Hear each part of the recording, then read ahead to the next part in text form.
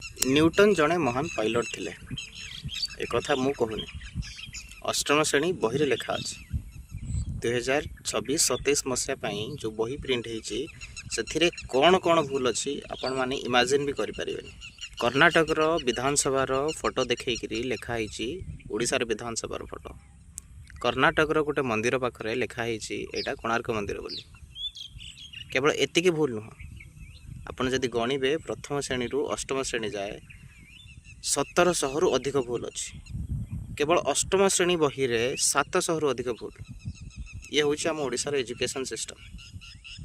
ଯେଉଁମାନେ ବହି ଲେଖା ଆଉ ପ୍ରିଣ୍ଟ ଦାୟିତ୍ୱରେ ଥିଲେ ସେମାନେ କି ପ୍ରକାରର ଶିକ୍ଷକ, ସେମାନେ କେଉଁ ପ୍ରକାରର ନିଶା କରନ୍ତି ସେ କଥା ଭଗବାନ ଜାଣନ୍ତି। ପିଲାଙ୍କ ଭବିଷ୍ୟତ କାହା ହାତରେ? ଇଏ ହେଉଛି ଆମ ଓଡ଼ିଶାର ଏଜୁକେସନ୍ ସିଷ୍ଟମ୍। ଓଡ଼ିଶାର ମୁଖ୍ୟମନ୍ତ୍ରୀ ନିଜେ ଜଣେ ପୂର୍ବତନ ଶିକ୍ଷକ।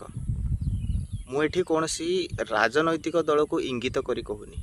ମୋ କହିବାର କଥା ହେଉଛି ଯେ ଜାତୀୟ ଆନ୍ତର୍ଜାତୀୟ ସ୍ତରରେ ଯେତେବେଳେ ନ୍ୟୁଜ୍ ଏମିତି ଦେଖାଉଛି ଯେ ଓଡ଼ିଶାର ପାଠ୍ୟପୁସ୍ତକରେ ଏଇସବୁ ଭୁଲ ଅଛି, ତ ଭାବନ୍ତୁ ଓଡ଼ିଶାର ନାଁ କେତେ ତଳକୁ ଯାଉଥିବ।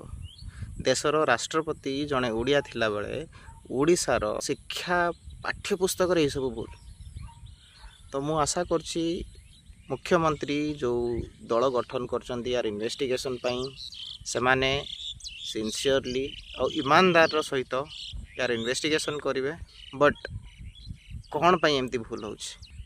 ବହି ଲେଖା ସରିଲା ପରେ କ'ଣ ପ୍ରିଣ୍ଟ ପୂର୍ବରୁ ଥରେ କ୍ରସ୍ ଭେରିଫିକେସନ୍ ହୁଏନି, ରିଭ୍ୟୁ କରାଯାଏନି? ଯେଉଁମାନେ ବହି ଲେଖୁଛନ୍ତି ସେମାନେ ବି ତ ଶିକ୍ଷକ। ଯଦି ସାଧାରଣତଃ ଚାଟ୍ ଜିପିଟି, କ୍ଲଡ୍ ବା ଗୁଗଲ୍ ଜେମିନାଇରେ ଚେକ୍ କରିବେ, ସେଥିରେ ବି ପୁରା ସଠିକ୍ ଇନଫର୍ମେସନ୍ ଆସିବ। କିନ୍ତୁ ଏମାନେ ଏତେ ଖାମଖିଆଲି କ'ଣ ପାଇଁ? ଯେଉଁମାନେ ଏଥିରେ ଜଡ଼ିତ ଅଛନ୍ତି ସେମାନଙ୍କୁ ନିଶ୍ଚିତ ଭାବେ କଡ଼ା ଶାସ୍ତି ମିଳୁ।